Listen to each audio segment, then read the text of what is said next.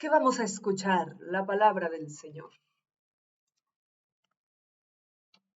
Si alguien aspira al cargo de obispo, no hay duda de que se ambiciona algo muy eminente.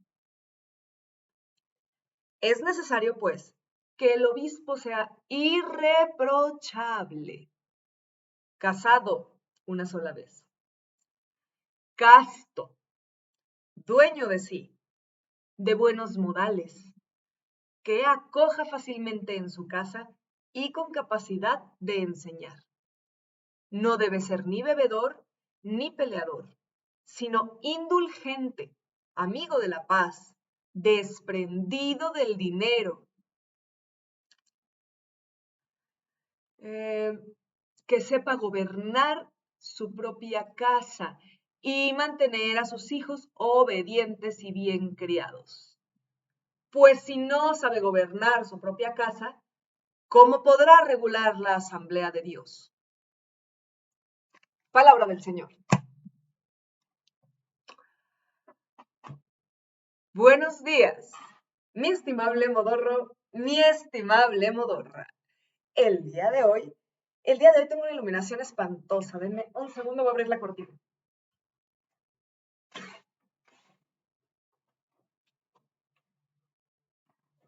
¡Ay, qué diferencia!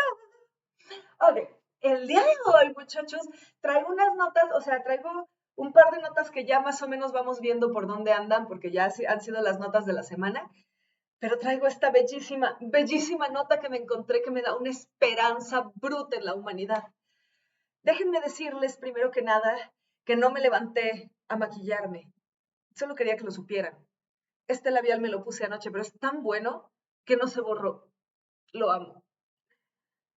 En fin, vamos a comenzar viendo esta bonita nota. Déjenme, les acomodo la cámara. Aquí estoy. École.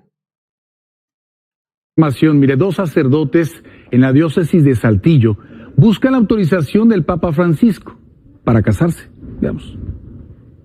Dos sacerdotes de la diócesis de Saltillo buscan la dispensa del Papa Francisco para casarse, pues, aunque ya se separaron de su ministerio, buscan regular su situación ante la Iglesia Católica. Mario Cruz, sacerdote titular del Tribunal Eclesiástico de la diócesis de Saltillo, abundó en el tema.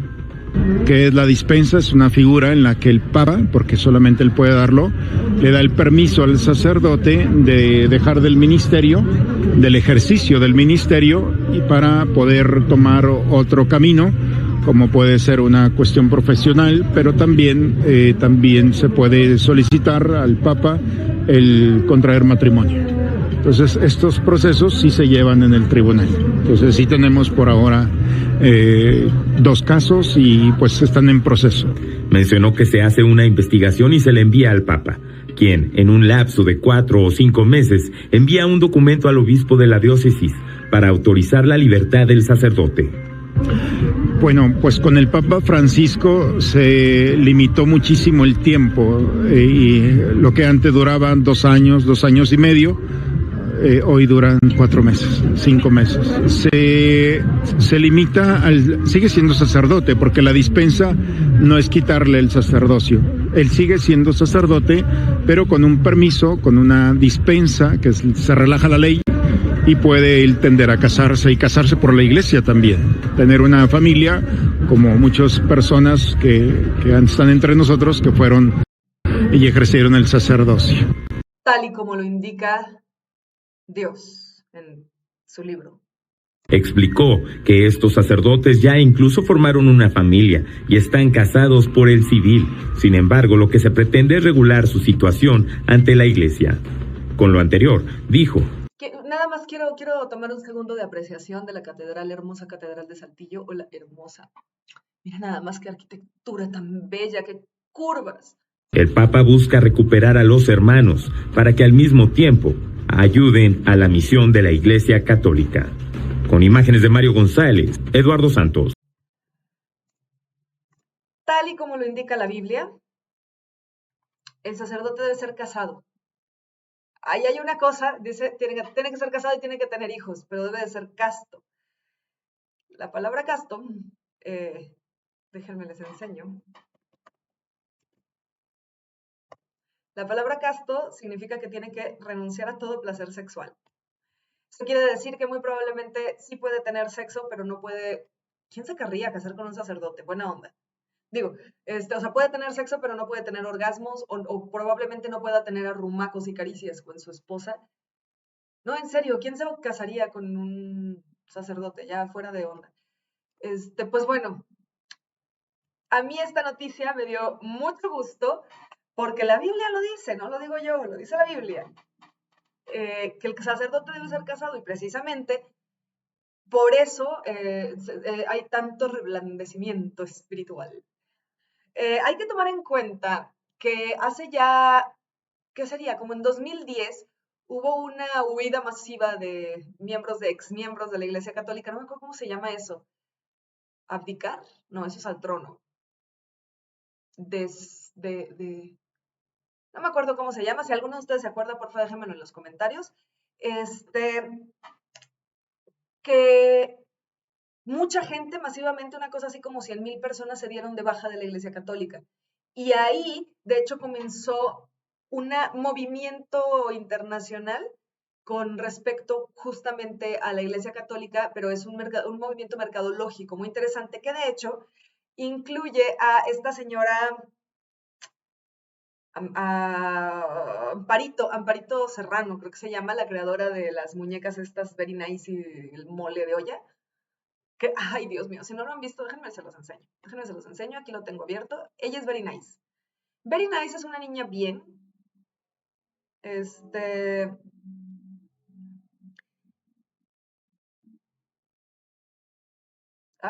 You. Se va a España, ¿qué ropa me tengo que lugar? En lugar de moda, ¿qué lugar de mode me recomiendan? De mode, me recomiendan, no sé de qué están hablando, para hacer shopping en Panamá.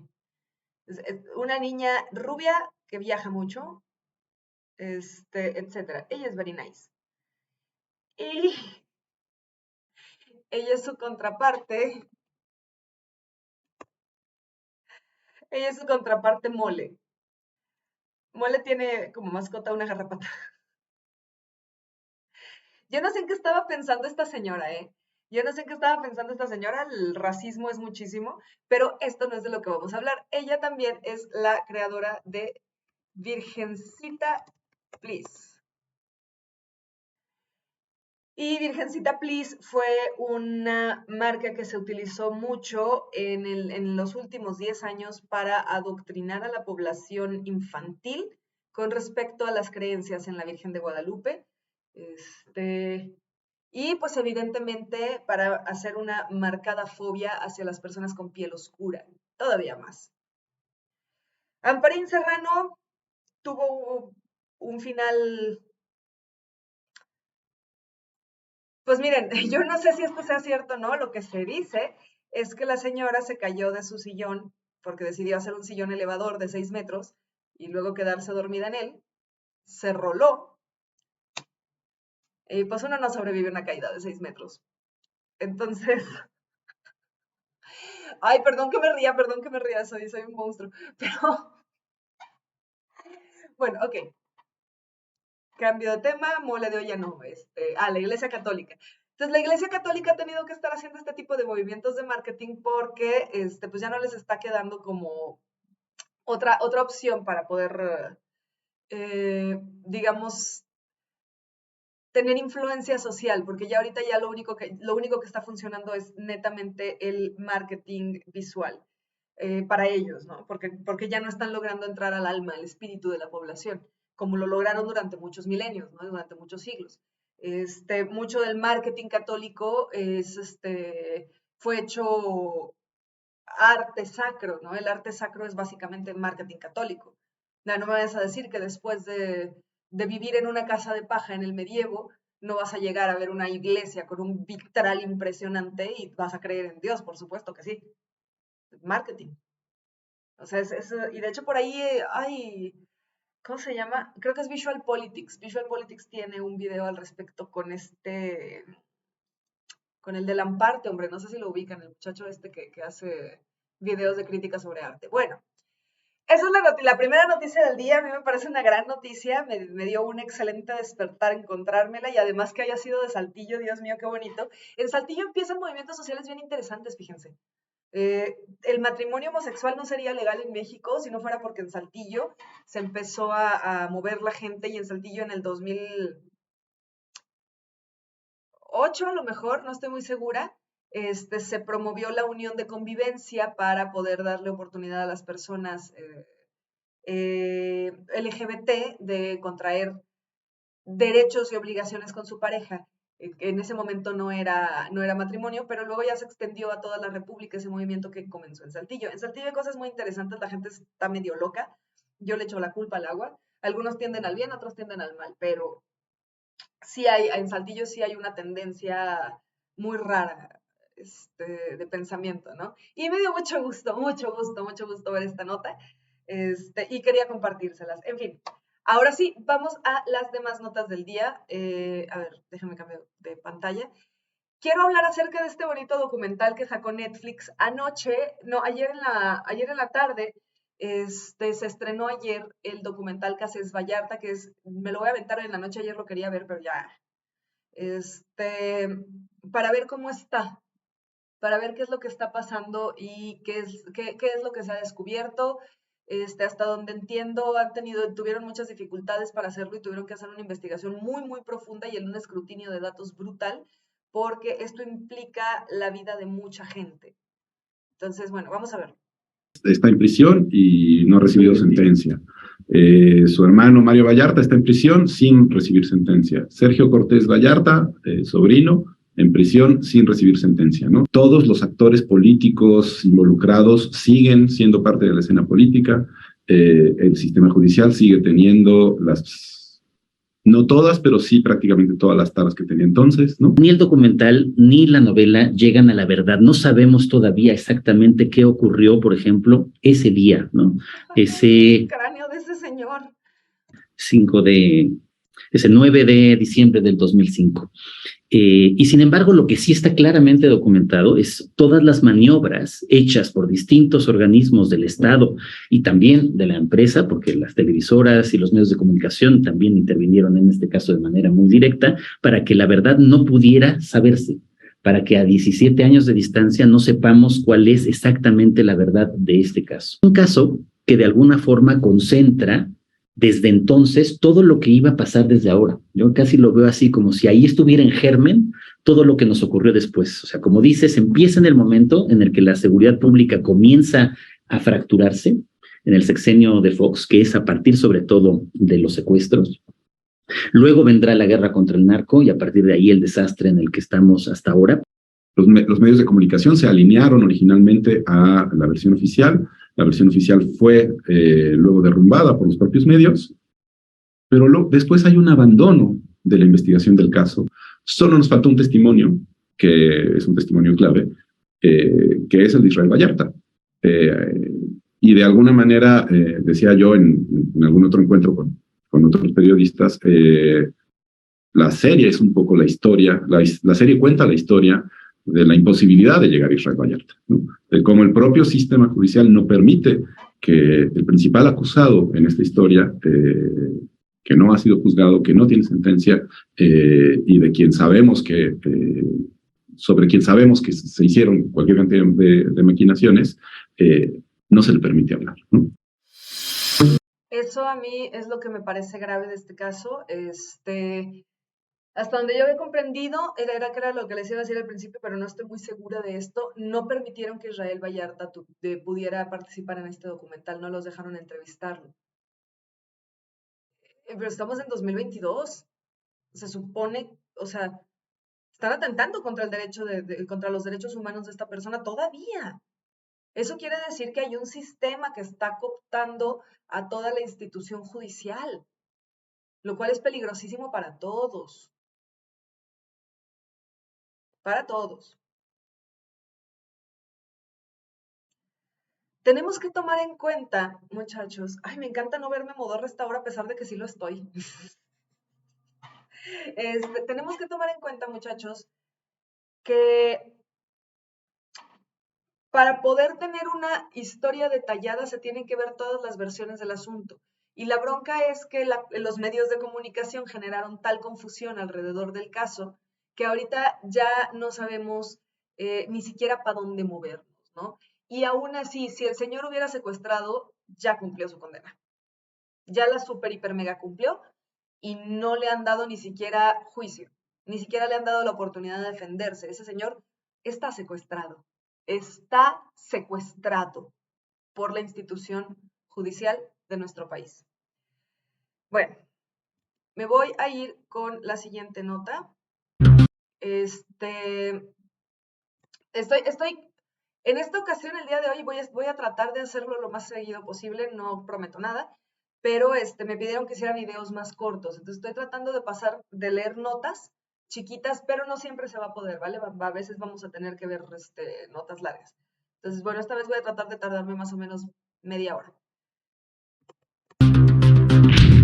¿Qué tal, señor? ¿Cómo estás? Muy buenas noches. Hoy no estoy en el estudio porque vine a Monterrey. Vine a reunirme con los empresarios del sector automotriz, quienes están animados, quienes ven que se están recuperando las ventas, que la relocalización les está funcionando bastante bien. Y también están contentos, como debemos estar todos los mexicanos, que el presidente y su gobierno ya le bajaron 2 rayitas. Seguramente recordará, Ciro, cuando el presidente dijo que el 16 de septiembre iba a dar una respuesta a Estados Unidos sobre las violaciones a la soberanía.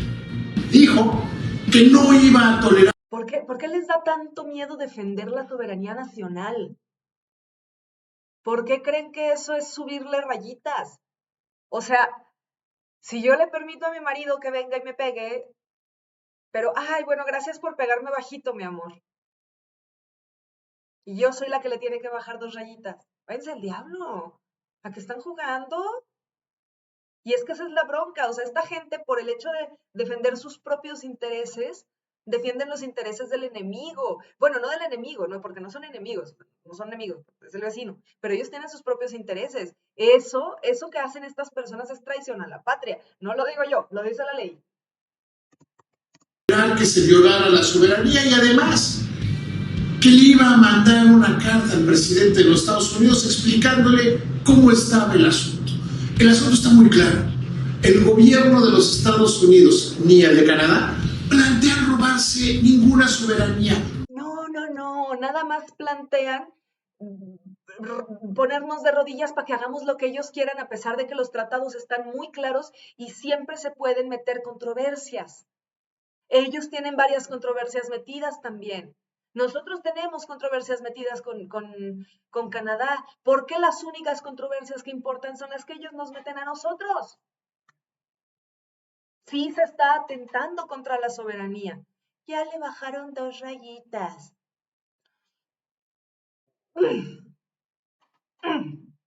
Me dan muchas ganas de... ¡Ay, mi dedo! ¡Ay! Es un tema de respeto. Es un tema de respeto. De trato igualitario. De trato igualitario. A todos los miembros del acuerdo comercial. Y precisamente ese es el problema, que no se nos está tratando como iguales, se nos está tratando como los morenitos. Se nos está tratando como los que tienen que ceder más porque ellos tienen más derechos. Y como lo dijo el presidente, pues ya salieron Claudia Sheinbaum, Tatiana Cloutier, Marcelo Ebrard a decir, no, el tratado no está en riesgo, no va a pasar absolutamente. El tratado nunca estuvo en riesgo, señor. Yo no sé si ustedes se hacen pendejos o lo son. El tratado nunca estuvo en riesgo, nunca. Ese tipo de controversias se meten a cada rato, es parte de las negociaciones. Y sí me llego a preguntar si tienen ustedes alguna tara cognoscitiva que no les permite comprender bien a bien cómo funcionan las negociaciones internacionales, o si de plano se hacen idiotas, porque les encanta estar tirando mierda. Perdón, mami. Absolutamente nada, pues solo en una imaginación muy equivocada, en una lectura incorrecta de la realidad. Pudiera pensarse que México estaría dispuesto a darse no un tiro en el pie, sino un tiro en la cabeza. ¡Guau! ¡Qué asco! Ah, Ay, cabrón, qué asco. ¿Qué chingados acabo de ver? Ay, lo quiero desver. ¿Cómo lo desveo, güey? No mames, no es posible. O sea, defender nuestra soberanía nacional es darnos un tiro en la cabeza, pedazo de persona sin racionalización. ¿A qué están jugando? ¿Se hacen tontos o lo son? Las cosas no funcionan así. En todos los tratados internacionales hay negociaciones y renegociaciones. En todos. ¿Por qué ellos tienen derecho a defender sus intereses y nosotros no? ¿Por qué les duele tanto que defendamos nuestros intereses?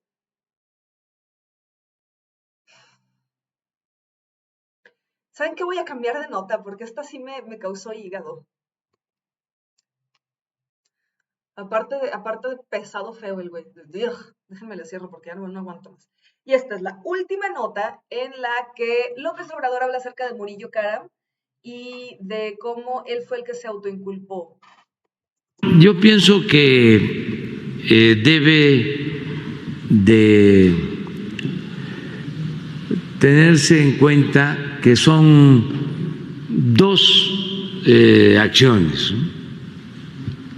Lo que tiene que ver con la desaparición,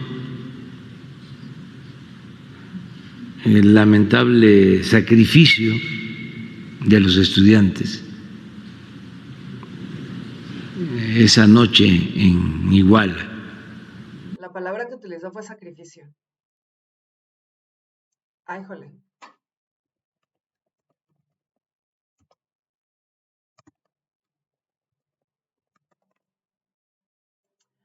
Ofrenda hecha a una divinidad en señal de reconocimiento o obediencia para pedir un favor.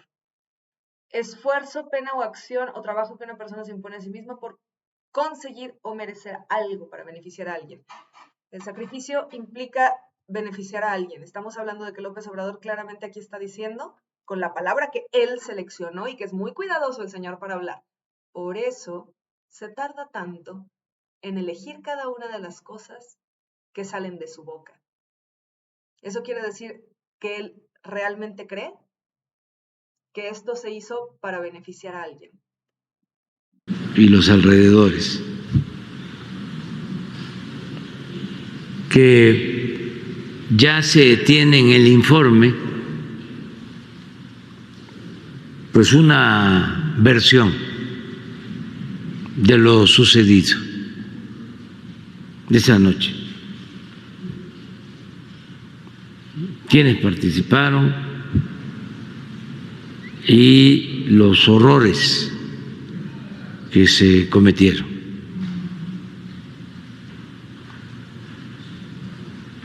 Entonces esa es una parte. Ya en el informe se narra lo sucedido y se tiene una lista de los implicados. Aclaro que este informe está disponible con todos sus anexos, porque di la instrucción de que se transparentara todo, se conociera todo.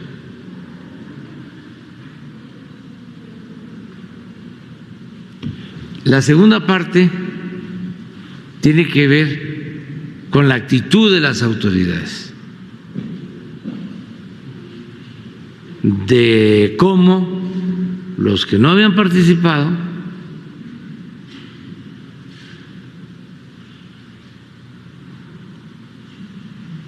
con los que habían participado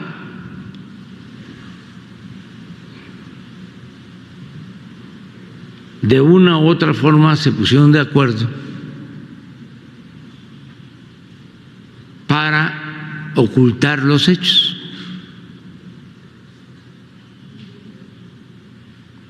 que ya es lo que se conoce como la fabricación de la llamada verdad histórica, de cómo presentaron las cosas, cómo mintieron. De ahí intervinieron también funcionarios públicos. En el informe se habla de cómo fraguaron, de cómo tramaron todo esto, quiénes participaron, quiénes son los responsables de haber mentido y de haber dado una versión que no corresponde a lo que sucedió, con todas las implicaciones, el cómo fueron armando toda esta falsedad, incluso torturando personas, fabricando declaraciones.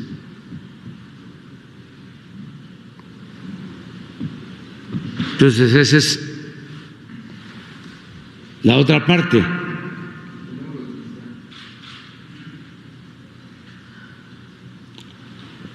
Pero no hay que olvidar la primera. Son dos.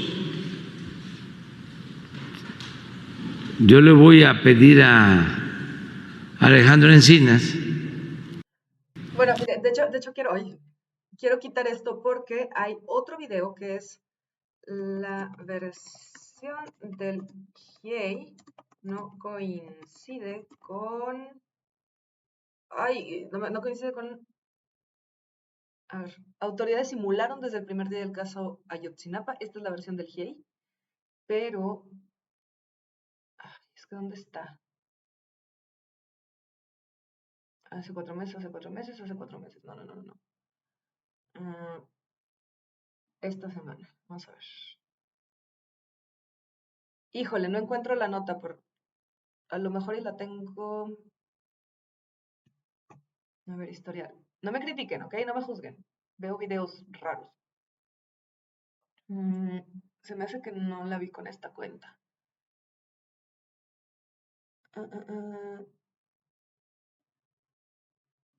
No la vi con esta cuenta. Por ahí hay un video en el que dicen que la versión de ese muchacho ya me dio hasta aquí. La versión del GIEI no coincide con la versión que está sacando la Comisión de la Verdad. Exactamente es eso. Vamos a ver si lo encuentro. Esta es.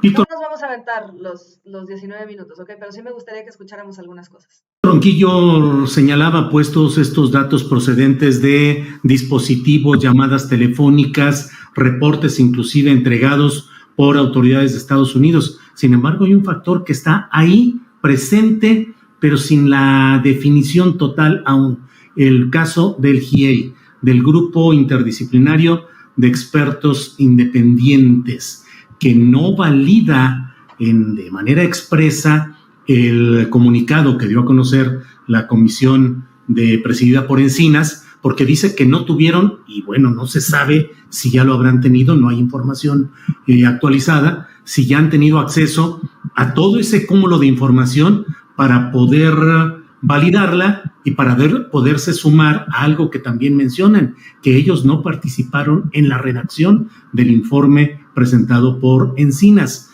Antes de que en el chat comiencen a decir qué tienen que ver esos extranjeros en México y en la política interior de México, hay que precisar que por un acuerdo, un convenio soberano del Estado mexicano con la Comisión Interamericana de Derechos Humanos, se estableció un convenio para que esos expertos pudieran venir a México, investigar con la mayor libertad estos temas Eso es un acuerdo soberano de México y no es que haya unos extranjeros interviniendo en los asuntos internos. Ricardo, ¿qué opinas de este factor GIEI y estos pues desajustes o no suficientes esclarecimientos en esa relación, Ricardo? Son parte de las contradicciones. El GIEI sí participó, ahí están. Por ejemplo, no se tienen pormenores detallados, o sea, detalles, por ejemplo, de la recopilación de restos en el basurero de Cocula que se llevaron a Innsbruck, Austria, donde había, creo yo, que hay bastante información, dicen los expertos, suficiente ADN como para poder sacar información, datos y confirmar si se trataba o no de los restos de alguno de los estudiantes presuntamente asesinados y quemados en el basurero, porque la versión original es que algunos fueron ahí quemados, otros no. Es decir, esa parte es un punto ciego, hay desinformación. No se ponen de acuerdo. La Comisión de la Verdad y el GIEI son dos versiones que en cosas no encajan, no empatan. Pero independientemente de toda la pedacería informativa que tiene el informe, que si fulano, que si el Chucky, que si aquello, que si lo otro, es decir, en toda esa madeja de información, aquí el punto central son dos cosas. ¿Por qué no está respondido lo esencial? ¿Qué pasó con los estudiantes? ¿Quiénes los asesinaron o desaparecieron? ¿Y por qué? Eso. Y los involucrados que están, los involucrados de altos mandos, o sea, yo realmente me pregunto, ¿cómo fue que fuimos a defender a Cienfuegos a Estados Unidos? ¿Qué pasó? ¿Cienfuegos está involucrado o no? ¿Por qué se les está defendiendo? Es que de verdad este asunto, incluso concatenándolo con el asunto de la militarización del país, me tiene profundamente asustada. Porque no solo no es normal que no sepamos nada, sino que se esté tomando con tanta calma el asunto. El asunto de Cienfuegos, porque Cienfuegos no lo está mencionando nadie, porque se les olvidó. A todo mundo se le olvidó Cienfuegos, pero Cienfuegos existe. ¿Existe? No estoy alucinando, ¿verdad? No lo soñé. No se crean. Cienfuegos existe y Cienfuegos estuvo involucrado. No sabemos cómo, no sabemos hasta dónde, no sabemos si para bien o para mal. Y eso es precisamente lo que más preocupa. No está respondido. Me preocupa sobremanera la exoneración a priori del exsecretario de la Defensa Nacional, el general Cienfuegos. Gracias. Muchas gracias, Ricardo. Pensé que yo era la única loca que se acordaba de ese señor. Y del entonces presidente Enrique Peña Nieto. Aquí la gran pregunta es, ¿por qué? Si hay participación militar en el caso, bueno, pues debieran ser parte de la investigación. Pero no lo van a hacer porque tienen una negociación, presuntamente, desde mi perspectiva, con el gobierno federal. Porque los militares no pudieron haber actuado solos. Hay una cadena de mando en el ejército que depende del secretario de la Defensa. Ellos tuvieron que haber seguido órdenes. Eso no fue una cosa casual. Tenían meses siguiéndolos. Eso estaba súper planificado. Y en primer lugar del presidente de la República. Y si ahí hubo una orden de exterminio, pues obviamente la orden sin duda debió salir de Los Pinos. Sí, y ahora ya están saliendo Murillo Karam con que no, que Peña Nieto no tuvo nada que ver. ¡Ajá, güey! Cuéntame una de vaqueros.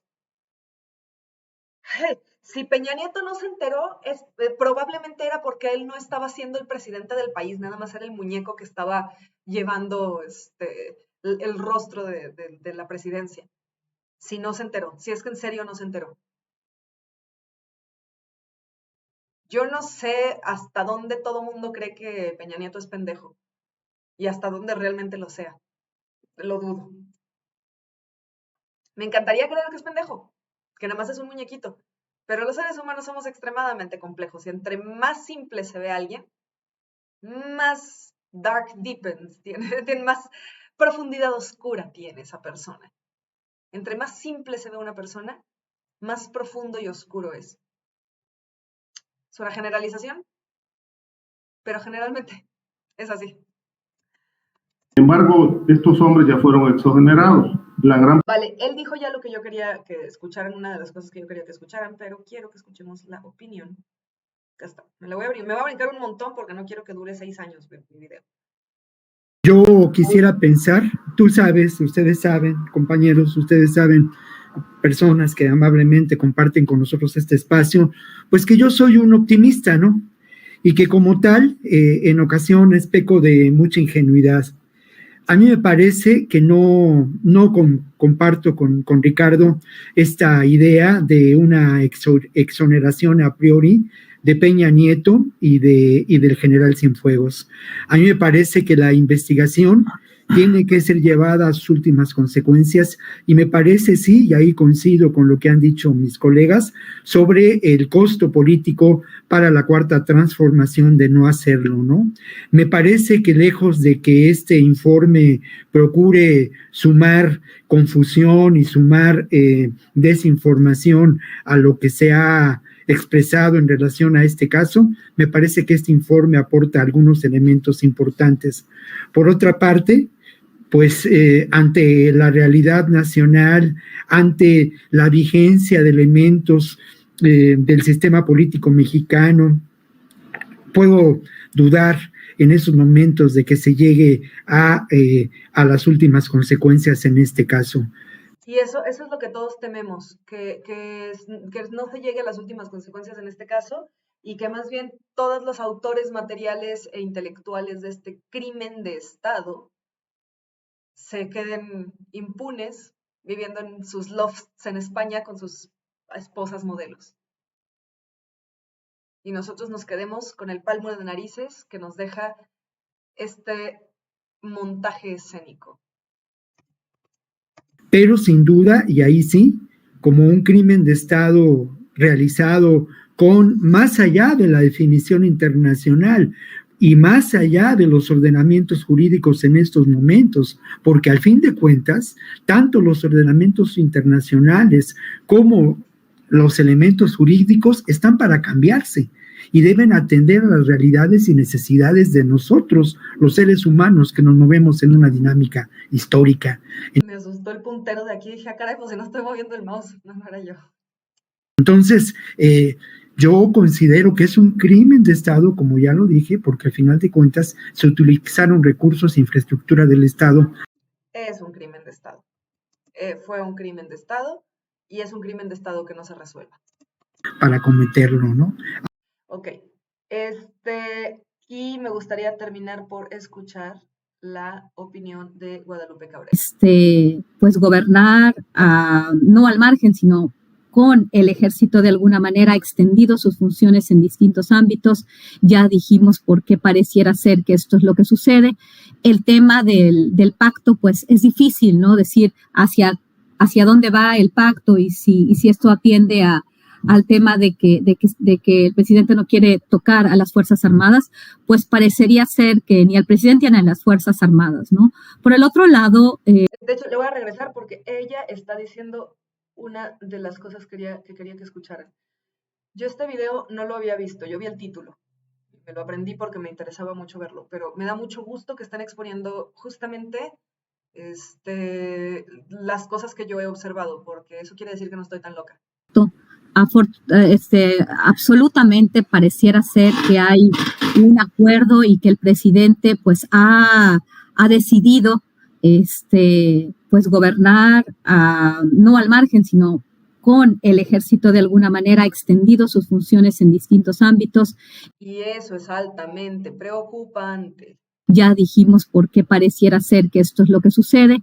El tema del pacto, pues es difícil, ¿no? Decir hacia dónde va el pacto y si esto atiende al tema de que el presidente no quiere tocar a las Fuerzas Armadas, pues parecería ser que ni al presidente ni a las Fuerzas Armadas, ¿no?